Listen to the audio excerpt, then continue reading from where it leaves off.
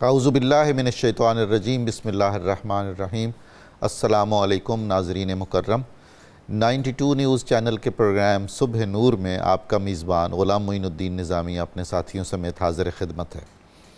حضرت ابو انیس محمد برکت علی رحمہ اللہ تعالیٰ کی تالیف اسماء النبی الکریم صلی اللہ علیہ وآلہ وسلم سے سرکار دو عالم کا ایک اسم مبارک پڑھنے اور سننے کی سعادت حاصل کرتے ہیں۔ سیدنا المصلح صلی اللہ علیہ وآلہ وسلم، ہمارے سردار اصلاح فرمانے والے، درود و سلام بھیجے اللہ تعالیٰ آپ پر، آپ کی آل پاک پر اور آپ کے صحابہ کرام رضوان اللہ تعالیٰ علیہم اجمعین پر۔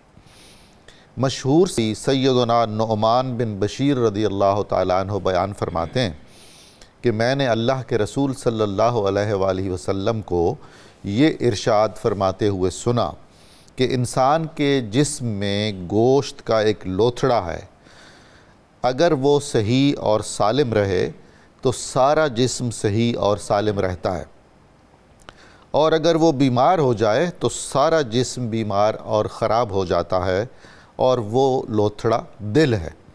یہ حدیث مبارکہ صحیح بخاری شریف میں اور صحیح مسلم شریف میں وارد ہوئی ہے۔ ناظرین مکرم، ہمارا آج کا موضوع ہے قرآن کریم اور انسانی دل کی اقسام۔ انسان کے بدن میں دل کو ظاہری طور پر اور طبی طور پر جو مرکزی حیثیت حاصل ہے، وہی مرکزی حیثیت ازروع اسلام اور اسلامی روحانیت میں اخلاقی، دینی، عرفانی اور روحانی سطح پر دل کو حاصل ہے۔ ہم دیکھتے ہیں کہ قرآن کریم نے اس گوشت کے لوتھڑے کو، جس کا حدیث شریف میں ذکر ہوا ہے، بہت ہی اہم موضوع کے طور پر بیان کیا ہے، اور اس کی مختلف اقسام، مختلف حالتیں اور مختلف کیفیتیں بڑی وضاحت سے بیان کی ہیں تاکہ کسی طرح کا ابہام نہ رہے، اور ساتھ ہی ساتھ یہ بھی بتایا اور فرمایا ہے کہ کون کون سی کیفیتیں، حالتیں اور قسمیں انسانی دل کی اللہ تعالیٰ کو پسند ہیں اور کون سی ناپسند ہیں۔ پھر ان کی علامات بھی بتائی ہیں، ایسا نہیں ہے کہ اندھیرے میں رکھا ہے، اور تھوڑا سا غور، تدبر اور تفکر کرنے سے بآسانی ہم اپنا جائزہ لے سکتے ہیں کہ ہمارا دل اس وقت کس مرحلے میں ہے، کس کیفیت میں ہے، اور ازروع قرآن اس کا تعلق کس قسم سے ہے۔ اس کے بعد ہم پر یہ لازم آتا ہے کہ ہم ہر روز اپنی اصلاح کے لیے، اپنی بہتری کے لیے کوشاں رہیں۔ تو قرآن کریم میں دل کو جو مرکزی مقام دیا گیا ہے اور اس پر جتنی شرح و بسط سے گفتگو فرمائی گئی ہے، یہی صورت ہمیں احادیث مبارکہ میں ملتی ہے، اس لیے کہ دل بنیاد ہے، دل نقطہ دائرہ وجود انسانی ہے، یہ محور و مدار جسم انسانی ہے، محض جسم نہیں بلکہ ہم دینی نقطہ نظر سے جب جائزہ لیتے ہیں تو جو اخلاقی فضائل ہیں یا اخلاقی رذائل ہیں، ان کا مرکز اور سرچشمہ بھی دل ہے۔ اس لیے دل کو ان علماء اور مشائخ نے اپنے ہاں اپنی تصانیف میں اور اپنی گفتگوؤں میں اور اپنے ملفوظات میں اور اپنی کتابوں میں سر فہرست رکھا ہے، اہم ترین موضوع رکھا ہے، جن کے پیش نظر تزکیہ نفس کرنا تھا۔ اللہ کے رسول صلی اللہ علیہ وآلہ وسلم کی بعثت مبارکہ کا ایک بڑا مقصد تزکیہ نفس بھی تھا، جو آپ کی نیابت میں آپ کے بعد امت کے علماء اور مشائخ انجام دیتے ہیں۔ اب نفس کی اصلاح مطلوب ہو، پاکیزگی قلب مقصود ہو، تو دل کا ذکر اور دل کی اقسام کا بیان تو ہوگا۔ یہی سبب ہے کہ ہمارے علماء نے اور ہمارے مشائخ طریقت نے بھی دل کے موضوع کو جگہ جگہ بیان کیا ہے۔ حضرت امام غزالی ہوں، حضرت شیخ ابن عربی ہوں، حضرت شیخ عبد القادر جیلانی رحمہ اللہ تعالی علیہم، یہ سارے کے سارے وہ اصحاب ہیں، اور بہت سارے صوفیاء کرام اور مشائخ اعظام جنہوں نے دل کی محوریت اور اس کی مرکزیت کو اہم موضوع بنایا۔ ہماری شاعری اور ہمارا تصوف، اس میں تو دل ایک الگ تھلگ جیتا جاگتا کردار نظر آتا ہے، اور اگر ہم دل کے بارے میں ہونے والی شاعری کو اور دل سے متعلقات کے بارے میں ہونے والی شاعری کو نکال لیں، منہا کر لیں، تو پھر ہمارے ذخیرہ تصوف میں اور ذخیرہ شاعری میں جو کچھ باقی بچتا ہے وہ بہت ہی بے رنگ و بو ہے۔ تو دل کی یہ جو معنویت ہے، دل کی یہ جو جہات ہیں، قرآن کریم میں کس کس انداز میں دل کا ذکر کیا ہے، کیا کس میں بیان کی ہیں، اور ان کے مقاصد کیا ہیں، حکمت کیا ہے ان کے بیان کرنے کی، اس پر گفتگو کرنے کے لیے آج ساتھ تشریف فرما ہے ہمارے بہت محترم آپ کی جانی پہچانی شخصیت ڈاکٹر شبیر احمد جامی صاحب، جناب علامہ محمد اشفاق مدنی صاحب، اور بہت محترم جناب محمد زبیر صاحب۔ میں بہت شکر گزار ہوں آپ کی تشریف آوری کا۔ جامی صاحب، قرآن کریم میں انسانی دل کا جو ذکر ہے، اہمیت ہے، مرکزی حیثیت ہے، اس پر کچھ ارشاد فرمائیے، اور کچھ احادیث کے ضمن میں بھی۔ بسم اللہ الرحمن الرحیم۔ قبلہ نظامی صاحب، آپ نے بہت خوبصورت تمہیدی گفتگو ارشاد فرمائی، اور اس میں جو آپ کے یہ دو جملے تھے بہت بنیادی تھے کہ جہاں ظاہری اور جسمانی اعتبار سے دل کو مرکزیت حاصل ہے، ویسے ایمانی اور روحانی اعتبار سے بھی دل کے ساتھ مخفی روحانی صلاحیت کو بھی مرکزی حیثیت حاصل ہے۔ واہ!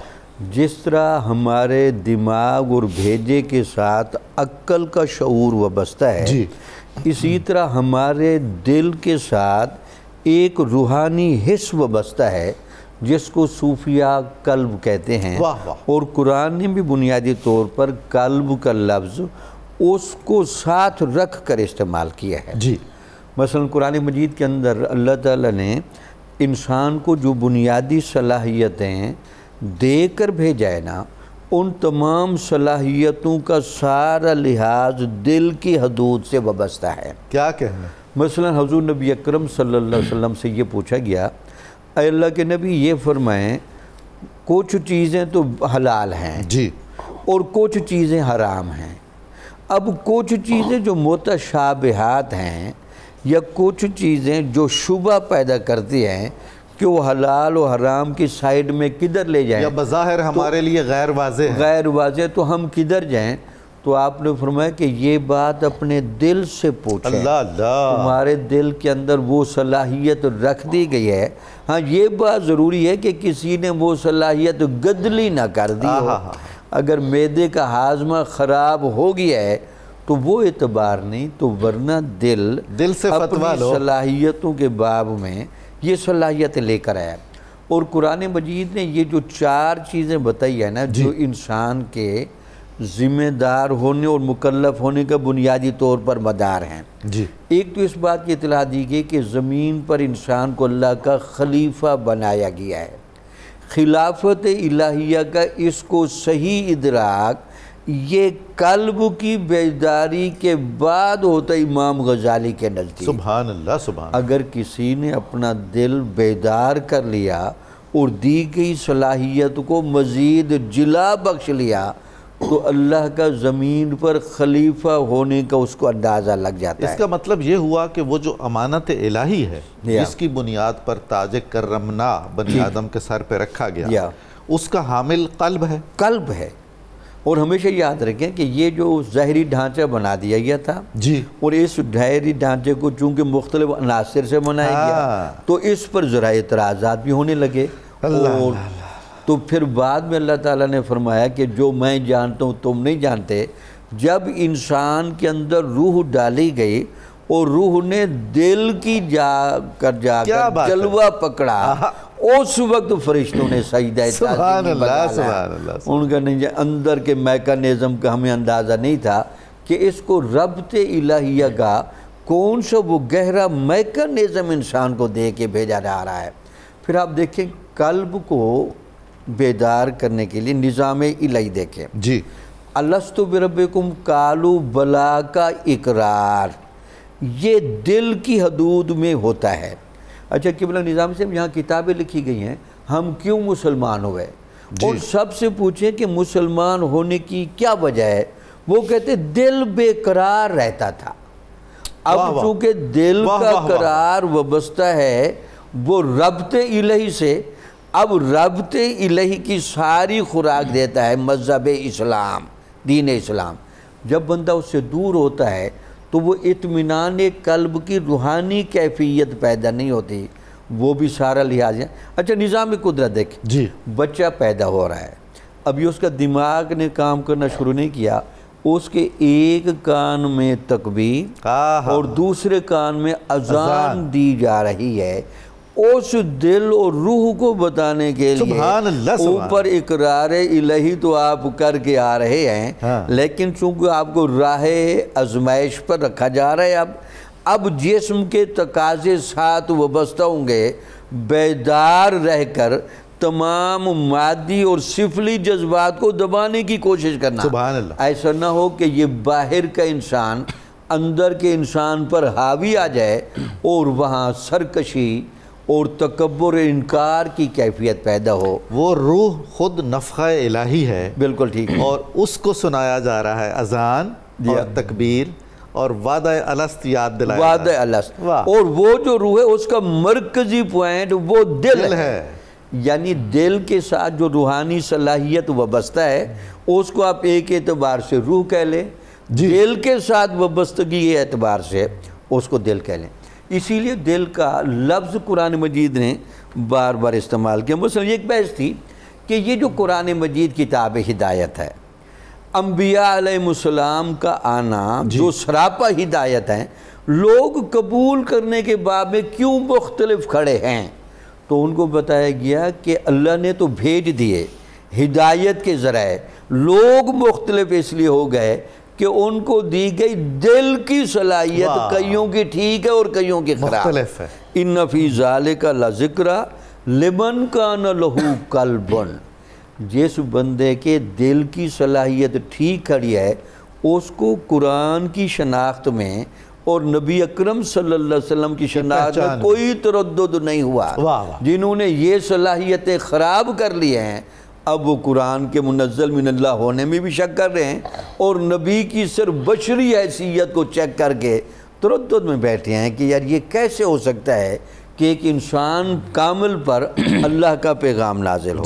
حتیٰ کہ یہ جو کافر لوگ گمراہ ہو گئے ان کی گمراہی کا سبب بھی بیان کیا، کلا بل ران علی قلوبہم ما کانوا یکسبون، یہ جو کسب کرتے رہے ہیں گناہوں کا، کسب کیا ہے غفلت کا، کسب کیا ہے سرکشی کا، اس نے ان کے دلوں میں ہدایت کے قبول کرنے کی جگہ پر زنگ ڈال دیا ہے، تو لہٰذا اس کا گمراہ ہونا یہ ہمارے ذمہ نہیں، یہ خود اس کے ذمہ دار ہیں۔ اسی طرح حضرت ابراہیم علیہ السلام کی دعا قرآن نے نقل کی کہ قیامت والے دن نہ مال کام آئے گا نہ اولاد کام آئے گی، وہاں قلب سلیم کام آئے گا۔ قلب سلیم، سبحان اللہ، سبحان اللہ۔ محترم اشفاق مدنی صاحب، بہت ہی خوبصورت گفتگو جامی صاحب نے فرمائی، تو مجھے ایک تو حضرت مولانا جلال الدین رومی کا بہت ہی خوبصورت مصرع یاد آ رہا تھا، دل گزرگاہ جلیل اکبر است۔ سبحان اللہ، دل تو اللہ کا مقام ہے، عرش الہی ہے مومن کا قلب۔ بے شک۔ اور وہ فرما رہے تھے کہ تخلیق آدم میں دل کو جو عزت اور تکریم عطا کی گئی، جگر مراد آبادی نے کیا خوب کہا ہے، لاکھوں میں انتخاب کے قابل بنا دیا، واہ، جس دل کو تم نے دیکھ لیا دل بنا دیا۔ اللہ اللہ اللہ۔ تو قرآن کریم میں دل کی وہ کیفیات جو پسندیدہ ہیں وہ بیان کی گئی ہیں، تو دل کی وہ قسمیں جو محمود ہیں عند اللہ اور عند رسول صلی اللہ علیہ وآلہ وسلم، ارشاد فرمائیں۔ بسم اللہ الرحمن الرحیم۔ چونکہ قرآن مجید فرقان حمید انسانی ہدایت کا سرچشمہ ہے، اور یہ اللہ رب العالمین نے اپنے پیارے محبوب صلی اللہ علیہ وآلہ وسلم کے قلب اطہر پر نازل فرمایا، اور چونکہ انسان کی ہدایت اس سے وابستہ ہے تو اب انسان کا جو مرکزی نقطہ ہے وہ دل ہے، تو دل کا ذکر قرآن میں نہ ہو تو یہ کیسے ہو سکتا ہے؟ تو قرآن مجید فرقان حمید میں 70 سے زائد مقامات پر دل کو ذکر فرمایا ہے، اور اس میں دل کی جو اعلیٰ قسم بیان کی ہے وہ قلب سلیم ہے۔ یہاں تک کہ حضرت ابراہیم علیہ السلام کے دل کو جب اللہ تبارک و تعالیٰ نے بیان فرمایا تو اسے قلب سلیم کے ساتھ بیان وہ کیا کیفیت ہے جو قلب سلیم؟ اور اور حضور پاک صلی اللہ علیہ وآلہ وسلم یہ فرمایا کرتے تھے کہ تم انبیاء کرام علیہ السلام کی اطاعت کرو، میری پیروی کرو، یہاں تک کہ اللہ تعالیٰ تمہارے دل کو قلب سلیم بنا دے۔ اب جو آپ نے ارشاد فرمایا قلب سلیم کی کیفیت کیا ہوتی ہے؟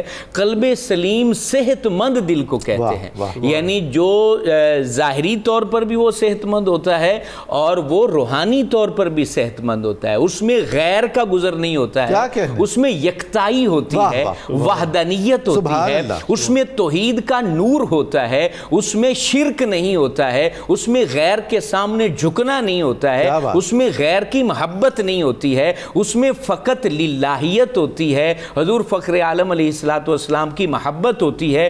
یہ قلب سلیم اتنا اہم ہے کہ حضور علیہ السلام کی جو مقبول دعائیں ہیں ان میں اس کو ذکر کیا گیا ہے، یہاں تک کہ حضور علیہ السلام یا اللہ کے حضور جب دعا مانگا کرتے اور اپنے اصحاب کو دعا سکھایا کرتے تو اس کے یہ الفاظ تھے، اللہم انی اسألک لسانا صادقا وقلبا سلیما، اے اللہ مجھے سچی زبان عطا فرما اور مجھے قلب سلیم عطا فرما۔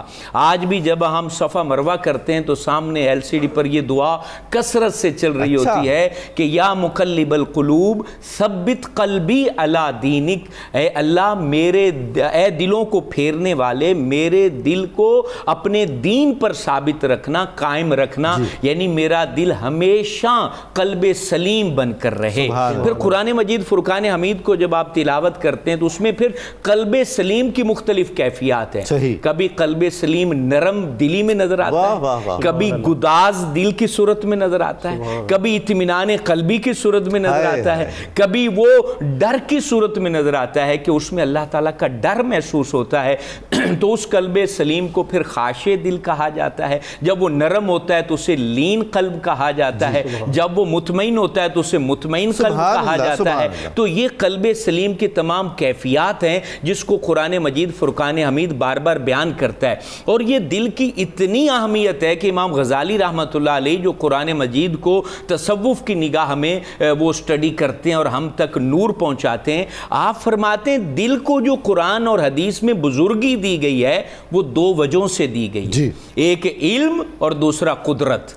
کہا کہ علم کے میدان میں دل کو دیکھتے ہیں تو تمام جہانوں کا جو علم ہے وہ دل کے پیالے کا ایک گھونٹ ہے۔ کیا بات ہے، یعنی اس کی وسعتیں اتنی زیادہ ہیں کہ پورے جہانوں کا علم آپ جمع کر لیں تو وہ دل کے پیالے کا ایک گھونٹ بنے۔ حضور وہ کیا ہے کہ دل دریا سمندروں ڈونگے تے کون دلاں دیا جانے ہو، وچے بیڑے وچے جیڑے وچے ونج مہانے ہو۔ تو یہ دل کی بہت بڑی وسعت ہے۔ تو امام غزالی فرماتے ہیں دوسرا جو دل کو اسلام میں اتنی بزرگی حاصل ہے اس کی قدرت بہت بڑی ہے۔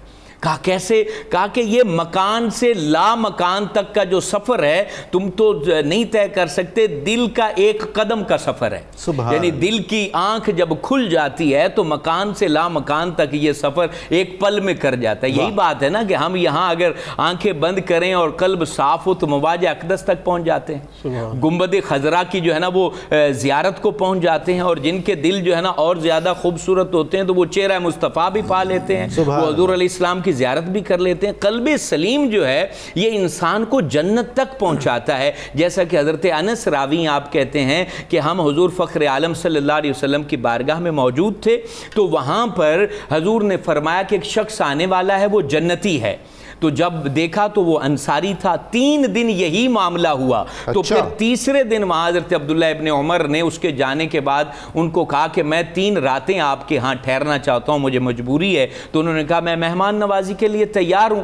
کہتے ہیں حضرت انس کہتے ہیں عبداللہ ہمیں یہ بیان کیا کرتے تھے کہ میں 3 راتیں ان کے ہاں رہا، وہ راتوں کو کوئی قیام خاص نہیں کرتے تھے، نفلی عبادت نہیں کرتے تھے، بس یہ کہ جب وہ کروٹ بدلتے تھے تو ان کی زبان پر جاری ہوتا تھا اللہ۔ تو کہتے ہیں کہ میں نے پھر 3 دن کے بعد کہا تمہاری خاص راتوں کی کوئی عبادت نہیں ہے تو وجہ کیا ہے؟ تو کہتے ہیں کہ تمہیں جو حضور علیہ السلام نے یہ کہا ہے مجھے تو نہیں پتا وجہ کیا ہے، صرف یہ کہ میں اپنے دل کو سلیم پاتا ہوں مسلمانوں کے معاملے میں، میرے دل میں کسی مسلمان کے لیے دھوکہ دہی نہیں ہے اور میں مسلمانوں کی نعمتیں دیکھ کر حسد نہیں کرتا ہوں۔ ہو سکتا ہے یہ وجہ ہو۔ تو حضرت عبداللہ کہتے ہیں خدا کی قسم یہی وجہ ہے کہ اللہ تعالیٰ نے اس قلب سلیم کی بدولت تمہیں حضور کی زبان سے جنت کی گارنٹی عطا کر۔ سبحان اللہ، سبحان اللہ، کیا بات ہے۔ جناب زبیر صاحب، علامہ اشفاق مدنی صاحب نے جو بڑی پرمغز گفتگو فرمائی ہے، اس کا خلاصہ اگر کہنا چاہیں تو اقبال کے ایک شعر میں ہے، دل بینا بھی کر خدا سے طلب، آنکھ کا نور دل کا نور نہیں. تو دیکھنے والا دل، با بصیرت دل بھی تو مانگنا چاہیے. اللہ کے ہاں جو ناپسندیدہ اقسام ہیں دل کی، قرآن کریم میں جن کا ذکر ہوا ہے، اس پر ارشاد فرمائیے. بسم اللہ الرحمن الرحیم. پہلے تو ہمیں یہ سمجھنا چاہیے کہ جو دل ہے نا، یہ ایک ظرف ہے. حضرت علی کرم اللہ وجہہ نے فرمایا کہ دل ظرف ہے، اور یہ جتنا وسعت اس میں آتی جاتی ہے وہ اتنا ہی اچھا ظرف ہے. یہ بھی حضرت علی کا فرمان ہے کہ جتنی اس میں وسعت ہوگی. اب دل سے تو وہی ٹپکے گا نا جو دل کے اندر ہوگا، اور جو دل ہے یہ ہمارے فہم کا، ادراکات کا، ہمارے احساسات کا بھی مرکز ہے. اور دل کے ہاتھ میں ہمارے جملہ اعضاء کی زمام ہے، بلکہ وہ جملہ اعضاء کا امام ہے. بے شک سے اس کو سمجھ. تو اگر دل کے اندر، مثال کے طور پہ میرے دل ہر وقت یہ چاہتا ہے کہ مال و دولت ہو، تو وہ میرا دل نہیں ہے، وہ بینک ہے. اسی طرح سے اگر مجھے گھوڑوں کا شوق ہے اور میں ہر وقت گھوڑوں کے بارے میں سوچتا رہتا ہوں تو وہ استبل ہے، وہ دل تو نہ. تو دل سے، دل کی جب دل میں نور اللہ تعالیٰ کا آتا ہے نا، اس میں وسعت پیدا ہوتی جاتی ہے، اور پھر تنگ بھی ہوتا جاتا ہے. جب میل چڑھتی ہے، کدورت آتی ہے، حسد، بغض، کینہ، انات، اس سے پھر وہ دل جی ایک بڑا خطرناک مقام یہ ہوتا ہے ہاں جی کہ مالی اور ظاہری وسعت آتی جاتی ہے اور دل کی تنگی آتی جاتی ہے. جی بے شک بے شک. دیکھیں سب سے جو آپ ناپسندیدہ دل ہے وہ تو ایک مردہ دل ہے نا جی، جو میت بن جاتا ہے، جس دل میں مردہ دل نہیں ہے. جی بے شک، اسے زندہ کر دوبارہ. اب یہ دیکھیں یہ قلب مریض ہے. اب یہ جو مریض قلب ہوتا ہے نا، اس میں ذوف پیدا ہو جاتا ہے، اور جو ضعیف اور ناتواں دل ہوتا ہے اس کا فہم بھی ناقص ہو جاتا ہے. اچھا پھر آپ اس سے آگے آ جائیں، اور پھر اندھا دل، دل کو اندھا بھی کہا گیا ہے جی. اچھا، اور یہ کہا گیا قرآن پاک میں کہ تحمل ابصار نہیں ہے، یہ تحمل قلوب ہے. اللہ، کہ یہ جو آپ کے سینوں کے اندر جو دل ہے نا، اصل میں یہ اندھے ہیں، آپ کی آنکھیں اندھی نہیں ہیں، قرآن پاک کہہ رہا ہے. اللہ. اچھا پھر قرآن پاک کے اندر قلب عاصم کا ولا تکتم الشہادہ ولا یکتمھا، وہ آگے وہ والی آیت ہے کہ وہ قلب یعنی عاصم، آپ اگر سچی بات نہیں کر رہے ہیں، گواہی چھپا رہے ہیں تو آپ کا قلب جو ہے وہ قلب عاصم ہے. اب جو قلب عاصم ہے یہ آپ ایسے ہی سمجھ لیں کہ جیسے سرطان ہے نا، وہ جسم کے خلیوں کو کالا کر دیتا ہے، بالکل سیاہ کر دیتا ہے. کینسر. اسی طرح سے جی کینسر. اور یہ جو گناہ ہے نا، یہ بھی ہمارے قلب کے لیے کینسر ہے. اور وہ حدیث شریف ہے نا کہ العلم نور لا یؤتی لکل معاصی. اور جب آپ کا قلب عاصم ہوتا ہے نا، تو پھر جو علم، نور والا علم آپ کو حاصل نہیں ہوتا، انفارمیشن والا آپ کو علم. یہ جو مہر لگنے کا تصور ہے، آنکھوں اور کانوں پر مہر لگا دی جاتی ہے، تو کوئی دل بھی ایسا غافل ہے جس پر مہر لگا؟ جی بالکل بالکل. ختم اللہ علی قلوبہم وعلی ابصارہم غشاوۃ ولہم عذاب علیم. اچھا اس کے علاوہ دل کے یہ بھی لکھا ہوا ہے کہ یہ مطبوع بھی ہوتے ہیں، طبع، اس کا مطلب بھی مہر لگانا ہے. اچھا، ختم اللہ کا مطلب بھی مہر لگانا ہے کہ یہ مہر شدہ. اس کا مطلب ہے کہ جب آپ کوئی چیز، ایک سٹور ہے نا، آپ نے اس میں چیزیں کوڑ کباڑ ڈال دیا ہے، اب اس میں جگہ ہی نہیں رہی، اس کو وہ سیل کر دیتے ہیں، بند کر دیتے ہیں کہ اس کے اندر کوئی چیز، کوئی حق، کوئی اچھی بات پینیٹریٹ ہی نہیں کرتی.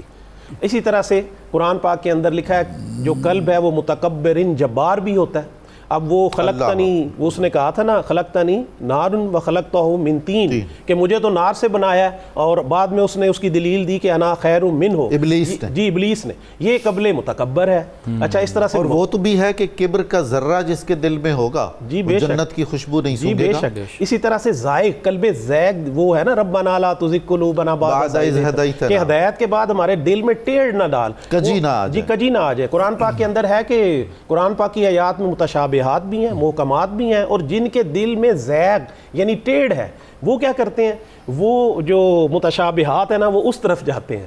اسی طرح قرآن پاک میں غافل دل کا بھی ذکر ہے کہ جو غفلت میں مبتلا دل ہے ان کا بھی ذکر آیا ہے. اسی طرح سے قرآن پاک میں ان دلوں کا بھی ذکر ہے کہ جن پہ کفر لگے ہوئے ہیں. اب کفر کا مطلب ہے کہ وہ ہدایت کی طرف اثر پذیر ہی نہیں ہے، کوئی چیز ان پہ اثر کرتی ہی نہیں ہے. تو یہ اللہ تعالیٰ کے وہ ناپسندیدہ وہ اقسام ہے دلوں کی. اور یہ آپ اس سے یہی ثابت ہوتا ہے کہ ظرف جو ہے نا وہ پہچانا جاتا ہے اپنے مظروف سے، کہ ظرف کے اندر کیا پایا جاتا ہے.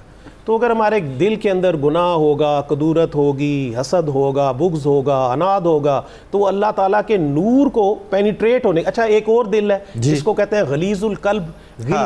غلظت کا مطلب ہوتا ہے اوپیک باڈی، کثیف باڈی. جیسے یہ دیوار ہے تو اس کے اندر سے روشنی نہیں گزر سکتی. درستی، سختی. جی غلظت کا مطلب ہے جیسے میری آنکھ، یہ جو میں نے اینک لگائی ہو، اس کے شیشے جو ہیں یہ ٹرانسپیرنٹ ہے، اس سے روشنی گزر سکتی ہے. لیکن جو غلیظ القلب ہے جس میں غلظت آ جاتی ہے وہ آگے کوئی بات نہیں جاتی.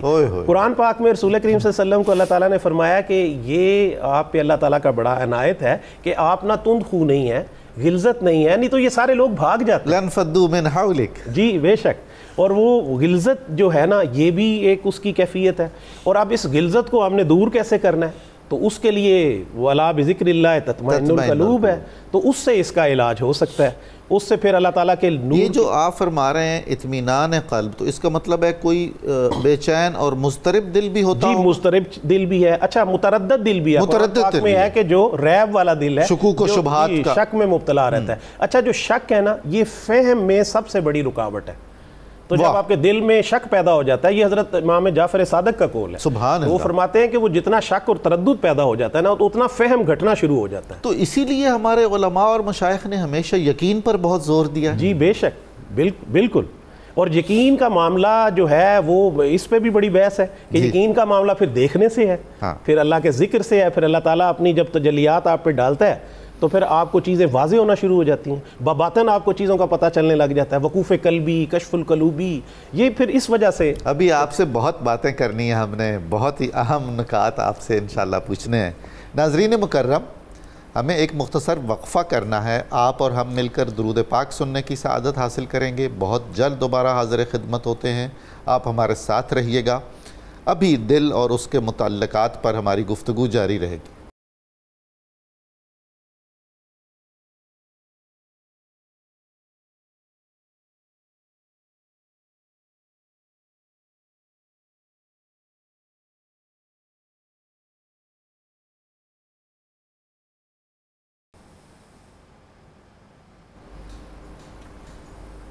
السلام علیکم ناظرین محترم، صبح نور میں آپ کو ایک بار پھر خوش آمدید.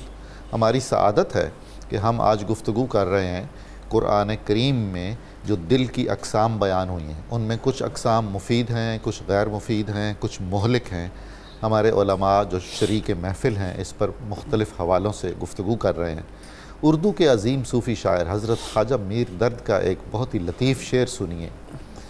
دل کی مرکزیت کے حوالے سے اور دل کی اس وسعت کے حوالے سے اور دل کا مخزن امانت الہی ہونا.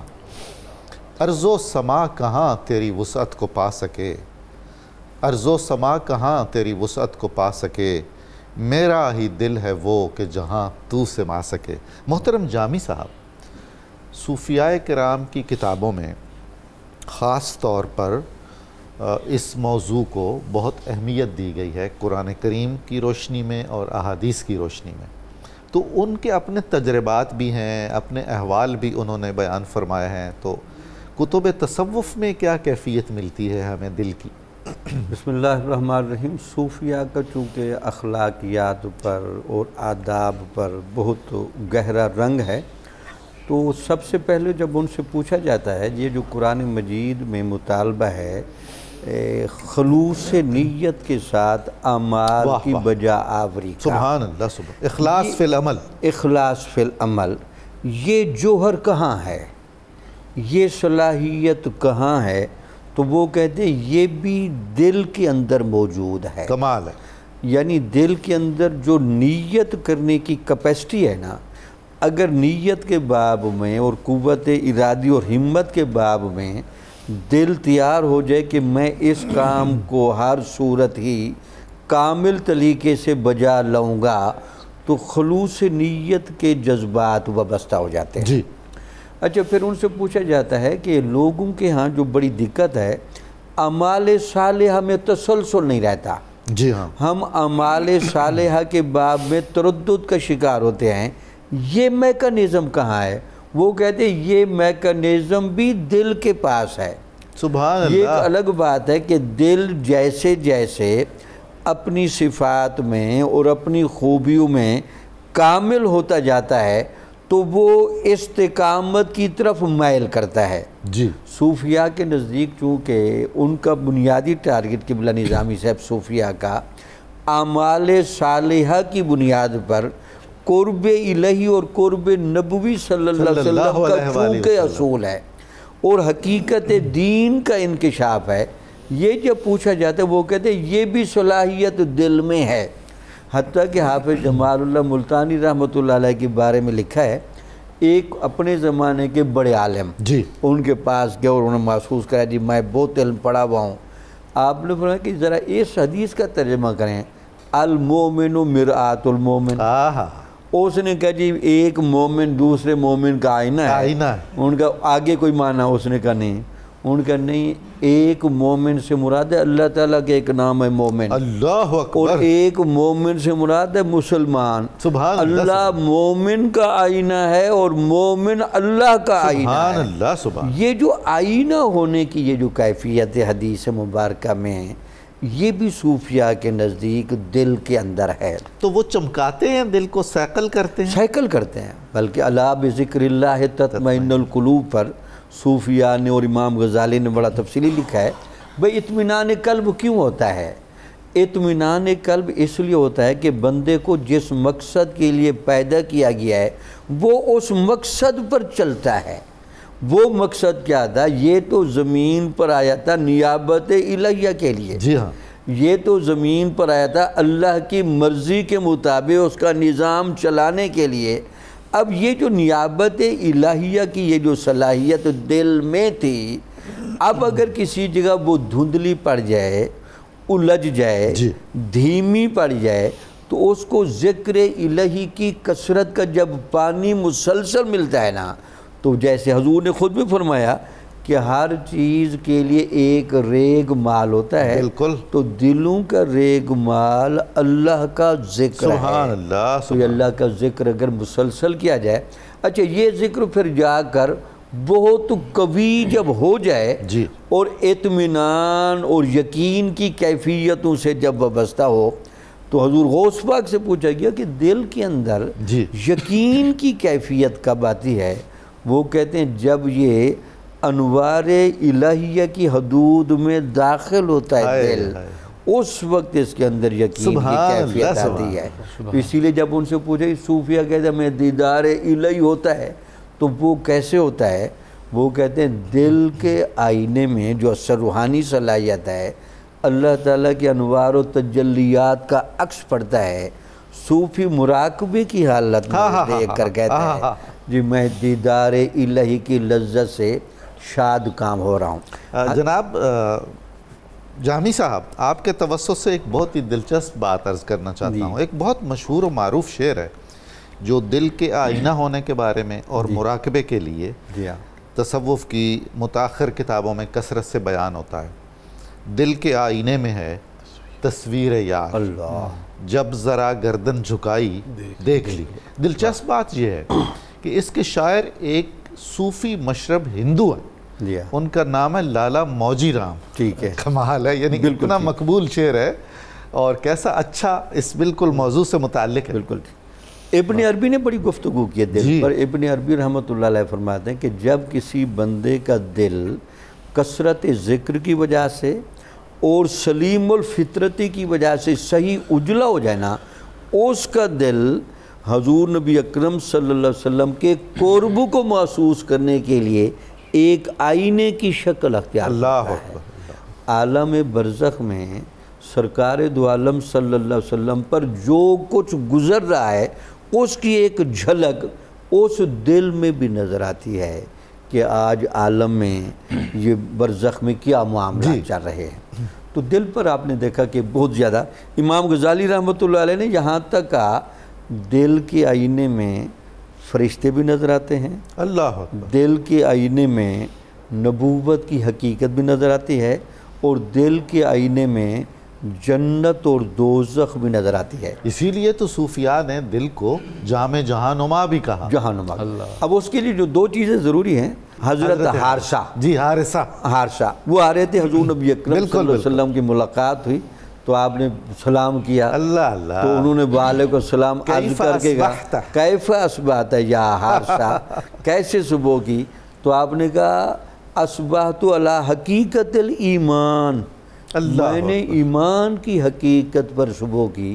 تو آپ نے بولا آپ کے ایمان کی حقیقت کیا ہے؟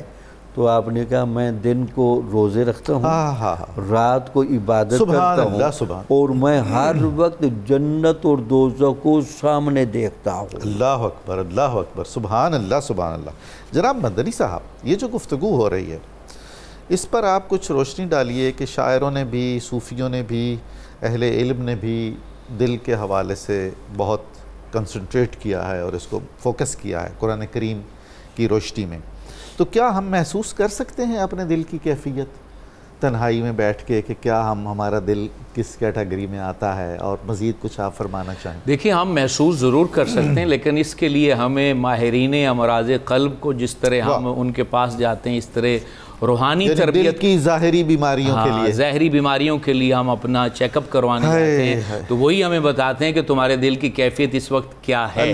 اسی طرح ہمیں اہل نظر اور اہل دل کے پاس بھی جانا ہوگا، بہت اہم بات، انہوں نے اس پہ تربیت حاصل کی ہوتی ہے۔ اب لوگ کہیں گے کہاں سے ملیں گے؟ تو جس طرح ہم ڈاکٹر ڈھونڈ لیتے ہیں اس طرح ماہر دل بھی ڈھونڈنا چاہیے، ہمیں اہل نظر بھی ڈھونڈنا چاہیے۔ تو یہ جو اہل اللہ ہیں، صوفیہ اکرام ہیں، انہوں نے دل جوڑے بھی ہیں اور دل کی صفائی بھی کی ہے، یہ اس میں بڑی مہارت رکھتے ہیں۔ جیسے پیر پٹھان حضرت شاہ سلیمان تونسوی رحمۃ اللہ علیہ کی محفل لگی ہے، اور وہاں ایک ہندو فیملی آئی کچھ کھانا پانی لے کر، تو آپ کیونکہ پڑھا رہے تھے تو آپ نے کہا ایک سائڈ پر رکھ دیجئے، بعد میں ہم جب یہاں سے فارغ ہوں گے تو ہم اس کو کھا لیں گے۔ تو وہ تھوڑا سا ان کے چہروں پر غم جب کیفیت نظر آئی تو آپ نے کہا نہیں ابھی لے آؤ، آپ نے وہ کھانا بھی کھایا، مشروب بھی پیا۔ تو وہ فیملی چلی گئی، وہ ہندو تھے، تو سبھی نے پوچھا کہ حضور آپ کو اتنی جلدی کیا تھی؟ آپ نے، وہ ہندو فیملی تھی اور آپ نے ان کا کھانا بڑے اہتمام سے کھایا، ان کو خوش کر کے بھیجا۔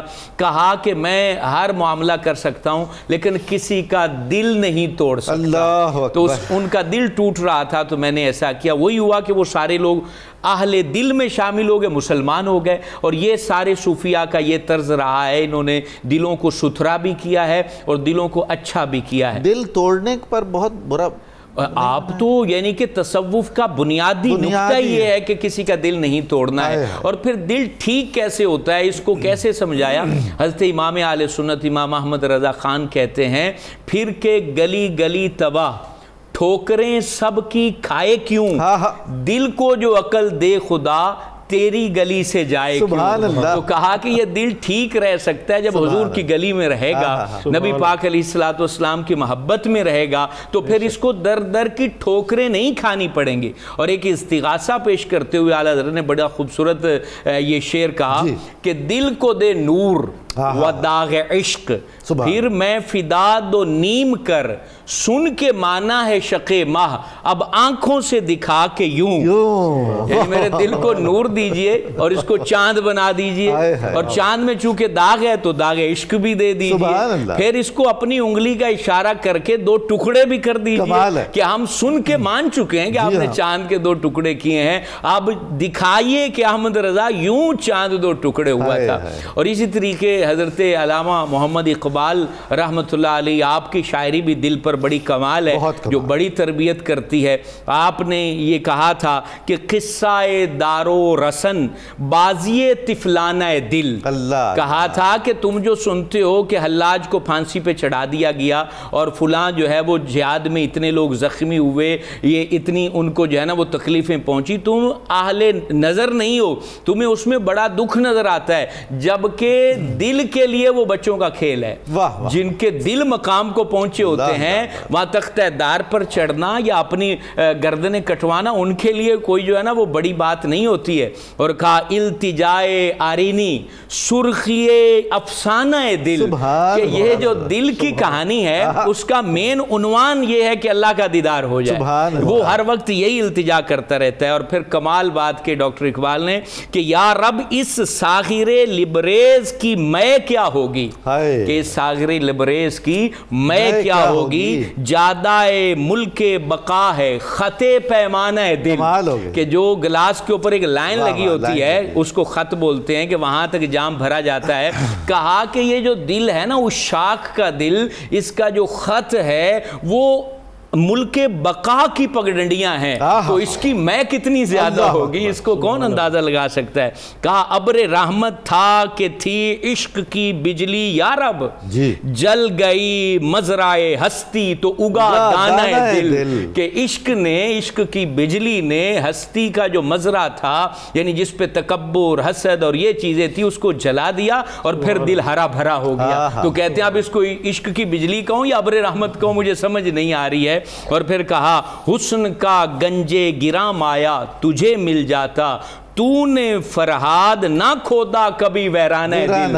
فرہاد نے عشق کے اندر پہاڑ کھود دیا تھا، تو اس کو نہیں ملا تھا معشوق اور محبوب نہیں ملا تھا. کہا دل کا ویرانہ تجھے کھود دیتا تو تجھے حسن کا گنجے گراں مل جاتا، مقصود ملتا. اور پھر کہتے ہیں خاک کے ڈھیر کو اکسیر بنا دیتی ہے. خاک کا ڈھیر یعنی انسان کو اکسیر بنا دیتی ہے، وہ اثر رکھتی ہے خاکستر پروانہ دل، کہ یہ دل کا پروانہ جب اس کی راکھ بنتی ہے، وہ راکھ بھی اگر کسی انسان پر پڑ جائے تو اس کو کندن بنا دیتی ہے. کہتے ہیں عشق کے دام میں پھنس کر یہ ریا ہوتا ہے، عشق کے دام میں پھنس کر یہ ریا ہوتا ہے، برق گرتی ہے تو یہ نخل ہرا ہوتا ہے.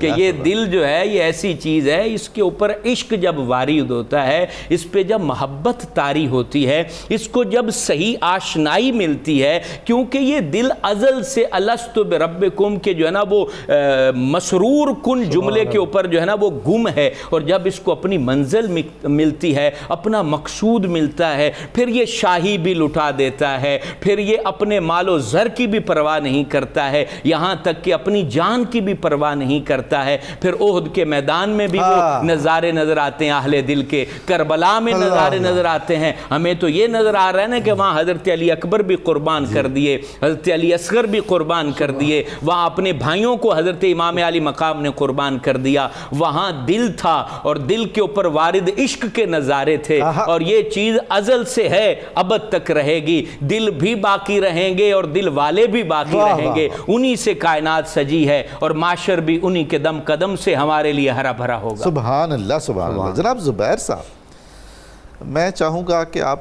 ایک اختتامی طور پر کچھ ارشاد کیجئے کہ اصلاح قلب کی ضرورت کیا ہے، اس کے لیے کیا اقدامات کرنے چاہیے، اور نوجوان نسل کے لیے یہ کام کتنا ضروری ہے.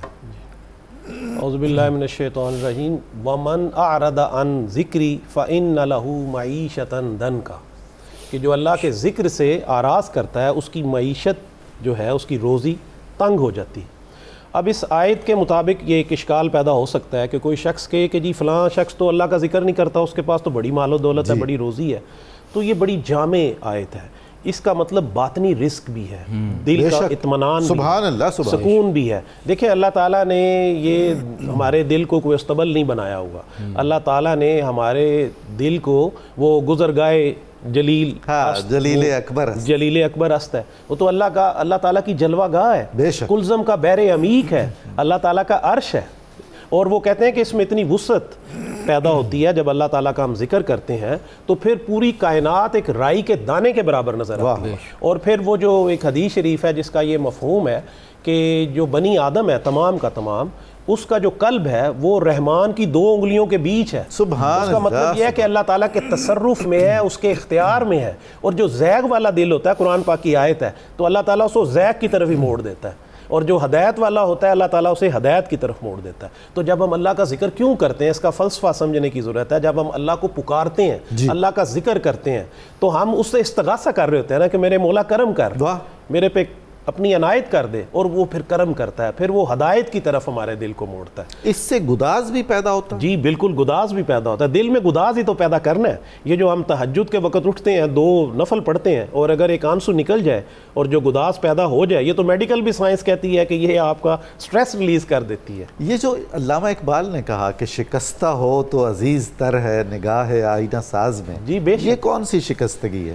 دیکھیں، آپ کے دل میں جب درد دل، تو دل میں نا نرمی نرمی پیدا ہوتی ہے جی، اس کی جو شکاوت ہے وہ ختم ہوتی ہے، اس میں سعادت آ جاتی ہے، سبحان اللہ، کیونکہ اللہ تعالیٰ نرم دل کو پسند کرتا ہے، واہ واہ، جو اس کی مخلوق کے ساتھ محبت کرتے ہیں، جو اس کی مخلوق کے ساتھ التفات کرتے ہیں، جو اس کی مخلوق کے درد پہ روتے ہیں، تو پھر اللہ تعالیٰ ان کے دل میں نا گداز پیدا کرنا شروع کر دیتے ہیں، پھر ان کے آنسو نکلنا شروع ہو جاتے ہیں، اور جب دو آنسو اللہ کی محبت میں نکلتے ہیں نا تو یہ تو خیر ایک جزوی فائدہ ہے کہ جو ہمارا سٹریس ریلیز ہو جاتا ہے تو اللہ تعالیٰ کا قرب حاصل شروع ہونا شروع اخلاص سے اور ایثار سے بھی کچھ دل کی بہتری ہوتی ہے؟ جی بالکل، اس سے بھی ہوتی ہے، اور اصل میں جو ہمارا دل مردہ پڑتا ہے نا وہ ہم جب حرام پہ دل کو لگا دیتے ہیں، دو چیزیں صوفیہ کرام نے کہا ہے بڑی ضروری ہیں، عقل حلال و صدق مقال۔ اچھا، جب ہم قرآن کریم کی تلاوت پڑھتے ہیں وہ بھی دل کو نرم کر دیتی ہیں، خشیت پیدا کرتی ہیں، لیکن کئی دفعہ نہیں کرتی، اس کی وجہ صوفیہ کرام یہ بتاتے ہیں، وہ کہتے ہیں ہزارہ میگا واٹ کی بجلی آ رہی ہو نا تو لکڑی کا ایک ٹکڑا آپ آگے رکھ دیں، وہ کنڈکٹ نہیں کرے گا، آگے نہیں گزرے گا۔ وہ کہتے ہیں جب ہم زبان سے پڑھتے ہیں دل تک اس نے جانا ہوتا ہے، لیکن زبان سے دل تک حسد، غیبت، جھوٹ، اس کے کتنے لکڑی کے ٹکڑے آ جاتے ہیں، کتنے حجابات آ جاتے ہیں، وہ اس کو وہاں تک پہنچنے ہی نہیں دیتے۔ تو یہ اب کیسے ہمارے جو نوجوان ہیں ان کو یہ بتانا ہے کہ ہمیں آج ضرورت میڈیا ڈائٹ کی ہے، ہم ڈائٹنگ کرتے ہیں نا تو ہم نے میڈیا ڈائٹ بھی کرنی ہے۔ دیکھیں ہم نے یہ جو ہمارا سوشل میڈیا فاسٹنگ کرنی ہے، یہ بھی بڑی ضروری ہے۔ آپ ہر وقت جب آپ کو ایک فلو آ رہا ہوتا ہے، ایک انفلکس آ رہا ہوتا ہے میڈیا سے، بڑا زہریلا مواد آ سکتا ہے، بڑا لچر مواد آ سکتا ہے، تو وہ انفلکس جب آپ کے دل پہ آتا ہے نا تو اس کے برے اثرات ہوتے ہیں، اور آپ کا دل جو ہے وہ ایک اس نے فلٹر بھی تو کرنا ہے نا، جیسے اللہ تعالیٰ نے جگر رکھا ہے وہ خون کو فلٹر کر رہا ہے، اسی طرح جو چیز ہمارے اندر آتی ہے اس نے وہ فلٹر ہو کے جانی ہوتی ہے۔ لیکن اگر مسلسل ہم بری چیزیں اس کو کریں گے تو پھر ہمیں ضرورت پیدا ہو جائے گی کہ اپنے قلب کو ڈی ٹاکسیفائی کریں۔ دیکھیں ہم اپنے اس ظاہری جسم کا کتنا خیال رکھتے ہیں، میں روز نہاتا ہوں، صاف ستھرا رکھتا ہوں، ملٹی وائٹامن کھاتا ہوں، واک کرتا ہوں، پھر بھی یہ بیمار پڑ جاتا ہے۔ ہم نے اپنے قلب کا، اپنی روح کا کبھی خیال رکھا؟ کیا کبھی کسی معالج القلوب، طبیب الارواح کے پاس ہم گئے؟ ہم بالکل نہیں جاتے۔